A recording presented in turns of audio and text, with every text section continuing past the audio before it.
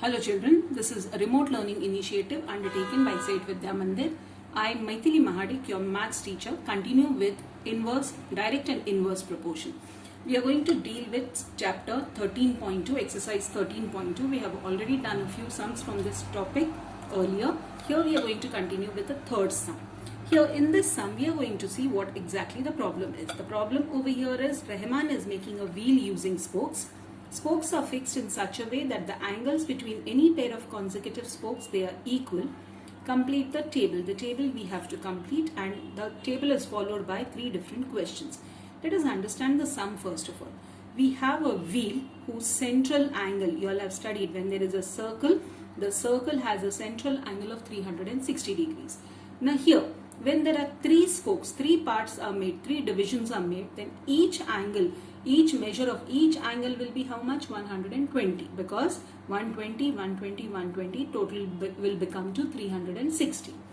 Same way here, when here we have six parts, 1, 2, 3, 4, 5, 6, that is 6 angles are made here. When 6 angles or 6 parts are made, you will see that the measure of each angle over here will be how much? 360 is the total. If it is divided into 6 parts, then each angle will measure 60 degrees, or each part will measure 60 degrees. Same way here, if there are 8 parts, 8 divisions are made, then this central angle 360 degree gets divided into 8 parts. Each angle, each part will measure how much, children? 45 degrees, right?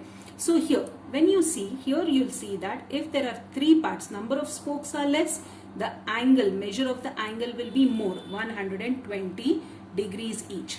When the number of spokes are more, it goes on increasing. The angle measure will go on decreasing. Here it becomes 60 degrees when the number of spokes are 6. Same way here, when the number of spokes are 8, then what happens? The measure of each angle is 45 degrees. So here you can see that if the number of spokes increases, the measure of the angle goes on decreasing. So what type of a proportion is it? It is a sum which belongs to the inverse proportion. The first part of the question is, are the number of spokes and the angle formed between the pairs of consecutive spokes in inverse proportion? The answer will be yes, they are in inverse proportion, because as the number of spokes increases, the measure of the angle goes on decreasing. Now here, let us complete the table. To complete the table, 4 into 90, 4 number of spokes, if they are 4, the angle formed, each angle will be of 90 degrees.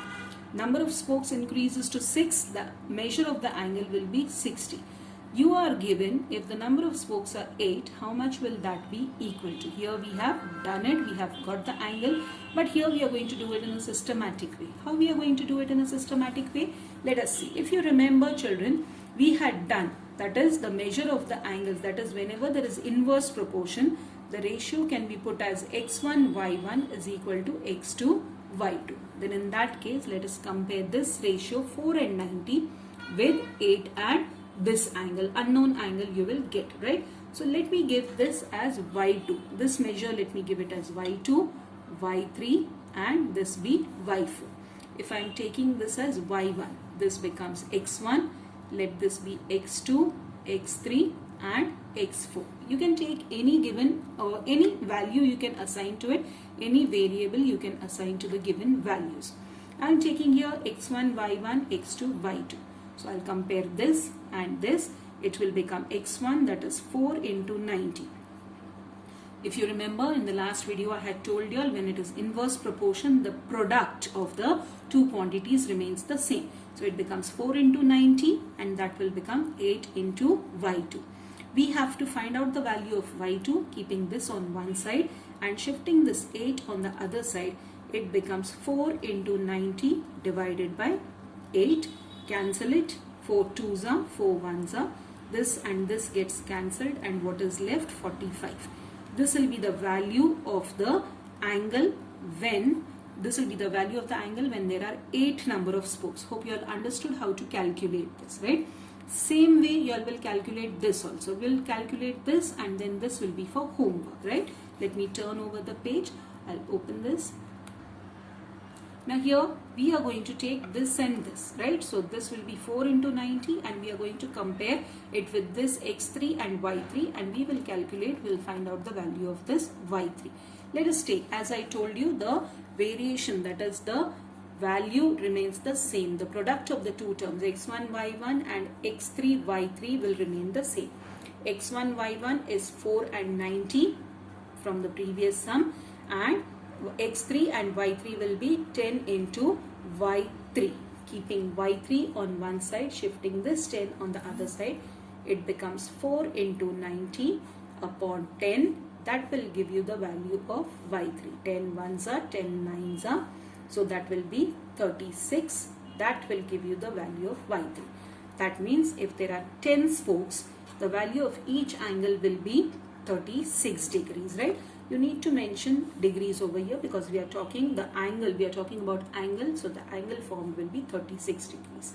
So that's it. The remaining part you all can complete it. Now here the third part of the question is given, second part.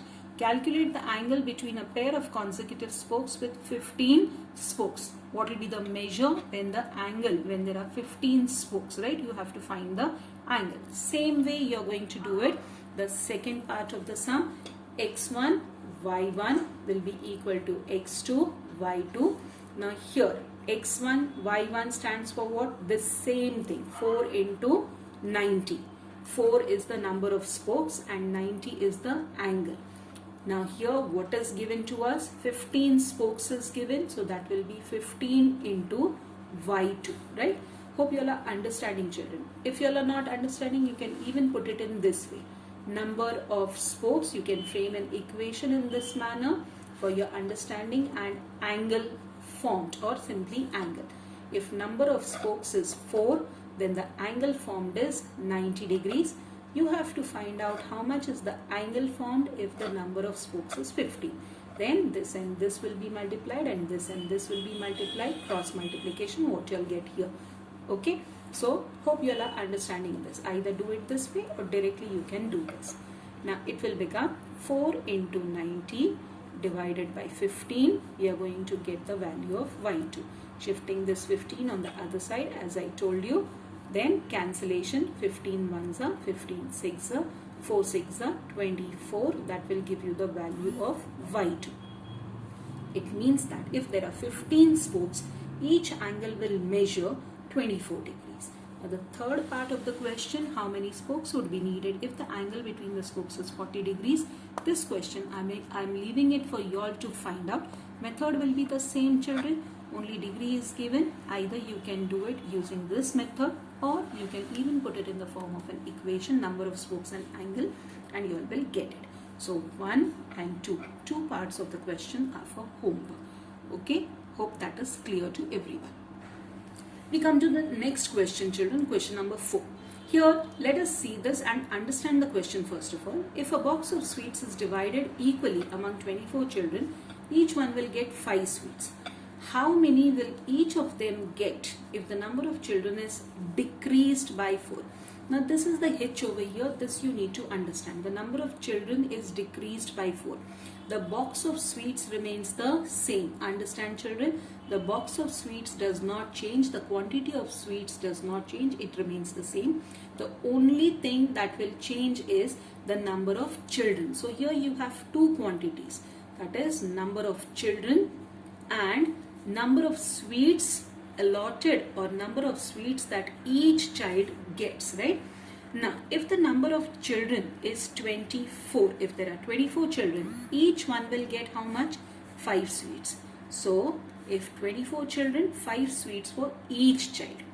But the second part of the question is given, how many would each get? Each means the number of children. How many will each get means how much will be the share of each child if the number of children is decreased by 4. Decreased by 4 means we are having 24 children. From 24, 4 is reduced. The number of children are reduced to 4. 24 minus 4, which is equal to 20. So now the new number that you all will take will be 20. So here you get an equation. Let us, instead of putting a question mark, let me put it as x. Now x1 y1 will be equal to x2, y2. So that will give you 24 into 5, that will be equal to 20 into x, right? Now here I am taking this, but you can take any variable a, b, c, d, x, y, z, anything you can take. Keeping x on one side, shifting 20 on the other side, it becomes 24 into 5 upon 20. Cancel it and you will get the value of x, right? So 5 ones are 5 fours are 4 ones are 4 6 are. You can use any method for calculation, either multiply this in this and divide it by this, or whichever is convenient for you. So therefore the value of x that you are getting is 6. That means each child's share, how much will that be? Will be 6 sweets. That is, the share of each child will be 6 sweets. Hope this is clear, children. We continue in the next session with the remaining sums. Thank you.